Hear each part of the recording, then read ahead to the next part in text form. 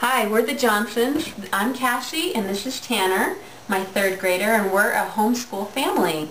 We're excited to enter your Lego contest because we use Legos all the time in learning.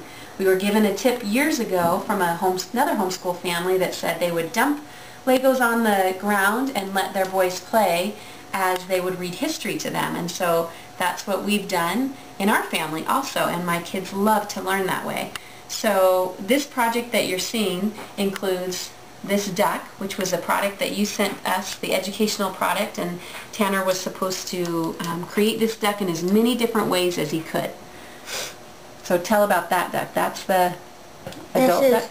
Yeah, this is an adult duck, and this is the baby duck, and then this is just a regular duck. So just a couple different ways that he created the duck.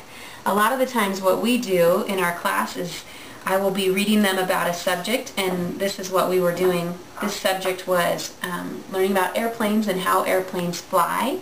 We learned about the different parts of an airplane and how an airplane is able to lift up into the air. And so Tanner's going to explain to you his creative airplane. He knows what creative means in his mind, and he developed a little bit different airplane, kind of a futuristic airplane. All right, Tanner, so based on what we learned about how aircraft fly, can you tell us a little bit about how you made your creative aircraft? Well, I put the engine in the back, and then I put the propeller that is like an airplane on top of it so it can fly up, and the rest of it looks like a real airplane. So what do you call this creation? The future aircopter. Part airplane, part helicopter. Great. Thanks, Tanner. Bye.